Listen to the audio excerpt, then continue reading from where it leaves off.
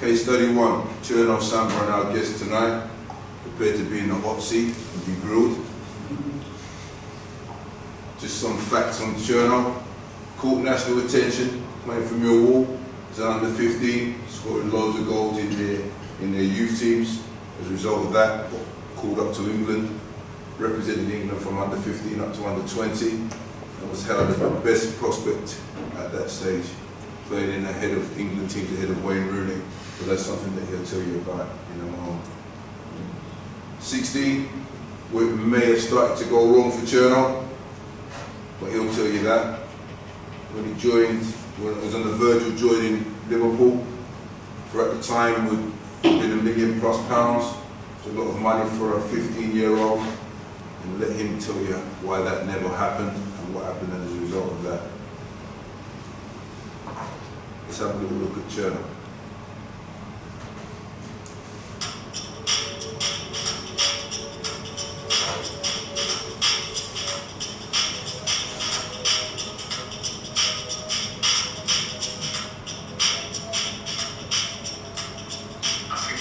I was 6 and I wasn't thinking about anything in terms of being a footballer or anything. I was just so happy that I was coming to reunite with my mum and my brother.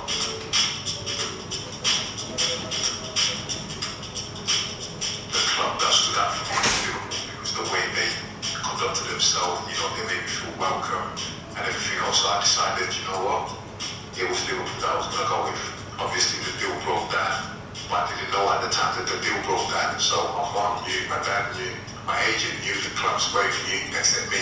My dad called me, and I came down in the kitchen and he just said, look, the deal didn't go through. And I remember straight right there and then, I just jumped to the kitchen, as I was thinking, what, 15? Just jumped to the kitchen and started crying. What was happening was, all the time I was playing, I was actually trying to compare my stats for the complete game to my general playing. And sometimes so the lads that I'll be playing against, they'll be teasing me and saying, you know, that's your stats, so you're not doing that now. I think, right, the world know me in these sort of stats. I have to deliver every single time that I play. So that was a bit of a burden for me, definitely. Let me just get out of here and then just go and start somewhere else. And then it became sometimes, you know, maybe that was the wrong decision for me. But at the time, I didn't think that. I had this thing in my head to say I failed in England, and that was constant in my head. Everywhere I was going, it was just with me. And I thought I was meant to go to Liverpool. That didn't happen. Now I'm shipped out to Spain. Wow! I left the Championship and I was going to play in La Liga. So, you know, so that's not failure, is it? I was alone. I was by myself. I was isolated. I was lonely, and I just kept constant thinking about my time in England. I was having nightmares, I was sweating, and you know, it took me to that place where I didn't want to be here. I just wanted to end my life, just straight up. You know, I was sitting here now and say that. That was going through my head. And I was just taking some tablets from the club, taking some painkillers, which my motivation was just to end my life, straightforward. But one day, luckily, what happened was we had this guy who always used to pick me up to go training. So he came up, knocked the door, I didn't answer, so he just broke the door in. And he found me there lying down. Obviously, you know, inhaled so many painkillers. I was on the floor, so they took me to hospital. You know, the club really looked after me and stuff. And it was there on that, you know, I woke up from it and I said, you know what, thank God, I'm still here. I've done my level 1, my level 2, my B license and my A license. So I'm going to go for my pro license. Once I finish my license, we'll see what happens. But ideally, yes, I will go to an academy coach and take it from there. Okay. Cherno, some deep stuff there. Where would you say your development stopped? Because you was this young protege that the world was talking about. I remember reading about him on the back of the Sun newspaper, or Alex Ferguson saying that in 2001 there's 2 strikers that he wants. Ruud van Nistelrooy being one from Feyenoord and you being the other from Millwall. Yeah. So for a young 15, 16-year-old to read that, and all the stuff that was going on behind the scenes, you must have thought in your head, you're definitely nailed on to make it, as they say. But where did it stop? Where did you stop impacting games? Where did you stop being the main man? I mean, I spoke to my colleague Vic tonight, and when I mentioned it was coming, he said he remember seeing me playing the Victory Shield and dominating games of football. When did it stop? I think for me it stopped at when the deal broke down. So I was going to Liverpool, at the age of 16. What happened after that was I didn't want to try hard enough. I lost appetite for the game at that age. That, you know, I thought to myself, every player's dream is to play at the highest level. So if I couldn't go to Liverpool at that age, then I've got no chance. But what I should have done was really knock it down, get back to Millwall and just work hard, because I was only 15, so anything could happen. But part of the stuff I blame myself, but part of the stuff as well I blame some of the coaches that had me at the time, because they wasn't telling me the right thing. What I mean by that was they didn't want to upset me, because I was meant to win the World Cup for England in 2006. That's what I was ticked for. So instead of doing half an hour shooting practice, I'll probably do about 5 minutes and just walked in. And they won't pull me back to say, right, you've got to stay back. What they will say to me is, right, no worries, Cherno, yeah, you can go in. I wasn't helping myself and they weren't helping me. At the time, I thought, I don't need this because I was superior than everyone else. I was scoring goals left, right and centre. But gradually, people will caught up with you. So what I needed at that time was a strong coach to say to me, listen, you've got everything, but we've got to work through this and just grind me in. But they didn't want to upset me, because they think that if they upset me, then for whatever reason, they didn't want to say nothing bad about me, and that's the wrong thing that I think. So part of it as well, as I said, it was my fault, because I should have done my shooting practice, get in the gym as normal. I was only, what, 15, 16. I was still a young kid. So I think the developments stopped at the age of 15, 16. Interesting. I'll open it out to the floor. Having seen that quickly and heard what Cherno said, is there any questions? How did Millwall support your sort of early development in terms of trying to stretch you? Was there anything they did, or did you constantly play like the under 15s when you were under 15, for example? That hindered my development as well, because I remember at 14 I was playing for the under 19s. 14 I was playing for the under 19s. 15 I was still playing for the under 19s. 16 I was still playing for the 19s. So when I became 19, I was still playing for the reserve of the under 19s. So what they should have done is at least help me out a little bit. You know, I'm scoring goals, I'm doing the stuff that I'm supposed to do, just push me on a little bit. But I was still playing for the under 19s at the age of 19, so which means I didn't develop, did I? So for me, they could have done that part. But having said that, as I said, they should blame here, you know. So yeah. Anything else? Move to Spain, what motivated that? When I became 19 and my contract was coming up, I thought to myself, I needed a new start. I just wanted to get out of here and just go somewhere else where I'm not known, no one will talk about me, and I can just enjoy the football again. Because I stopped enjoying it at the age of 15. I had lost appetite for the game completely.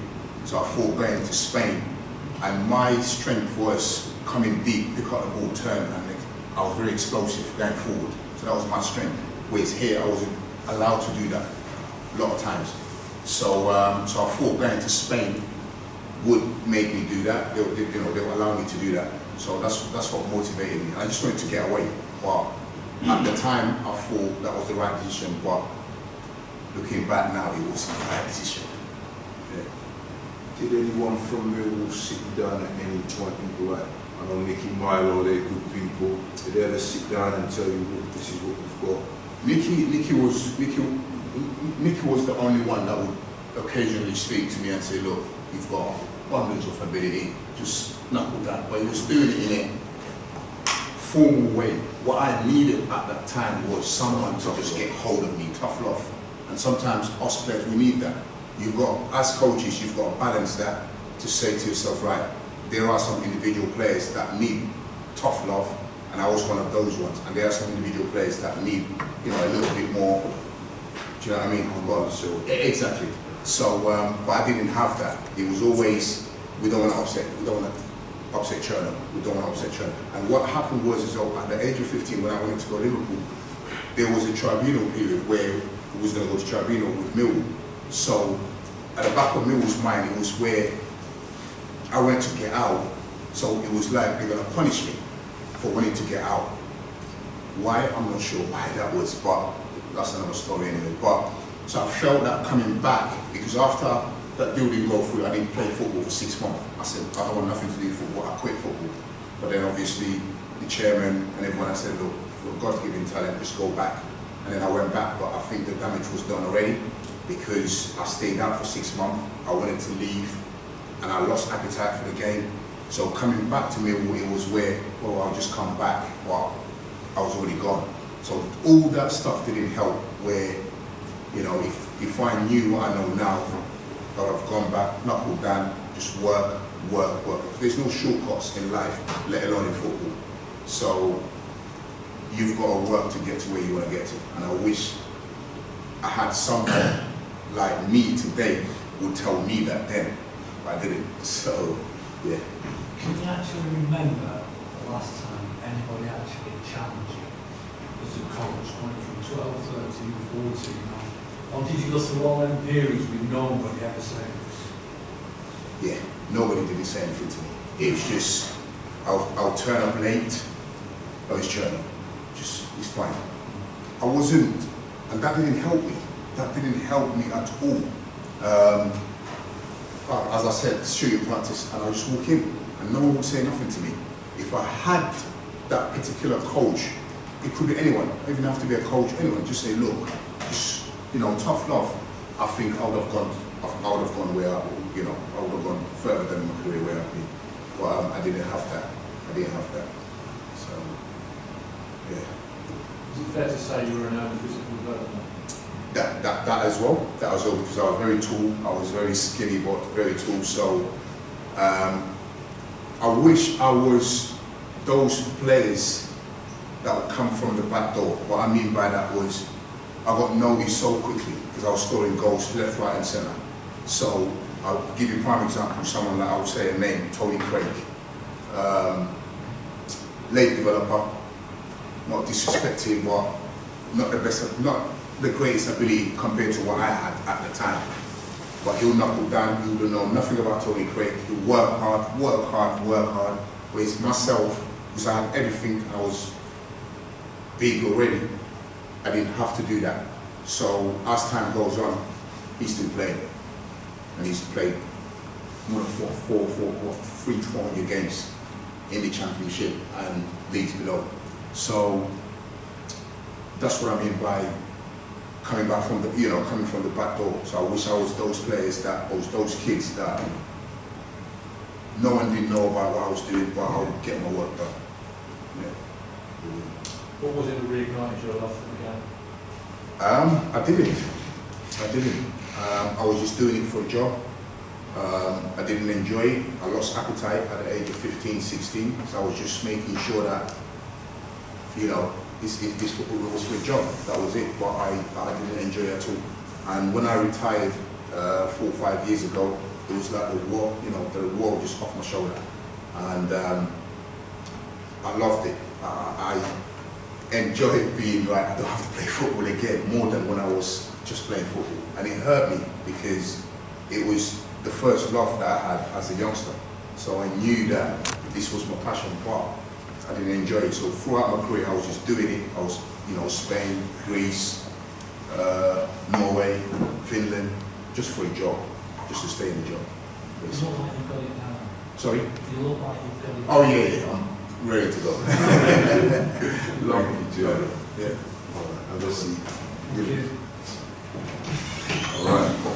Cherno talks about I don't know, it'd be interesting, actually a question I had for Cherno was what sort of support he had from his mum, from his dad, from his agent, to sort of have that inner drive. A lot of them seem to be, well, the examples we've had of sort of mentality issues where that inner drive is not there, or with bossed up, that confidence is not there.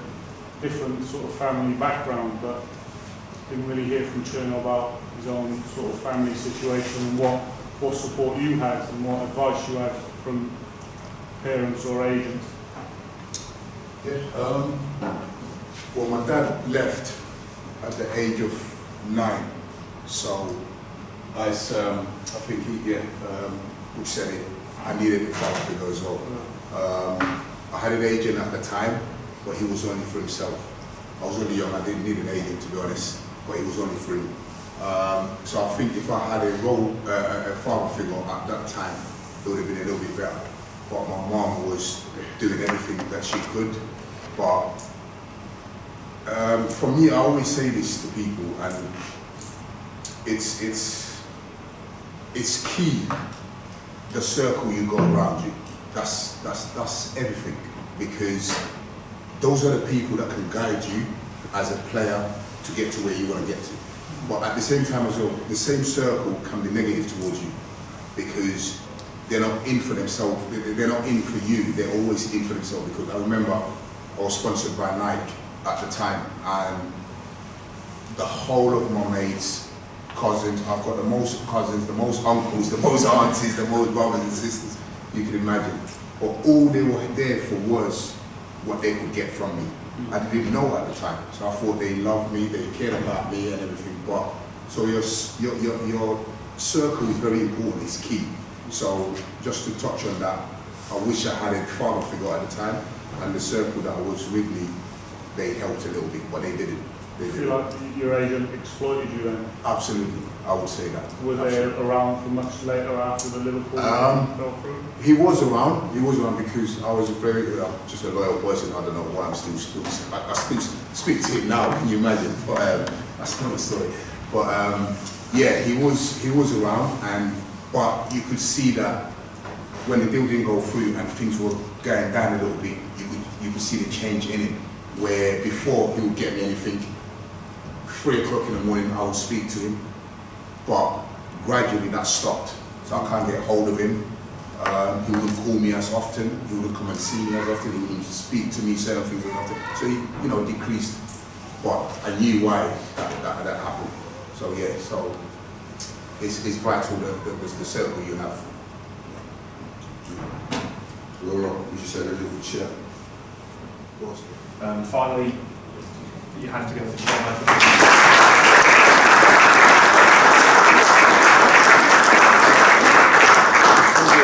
Help on his coaching journey. So, thank you.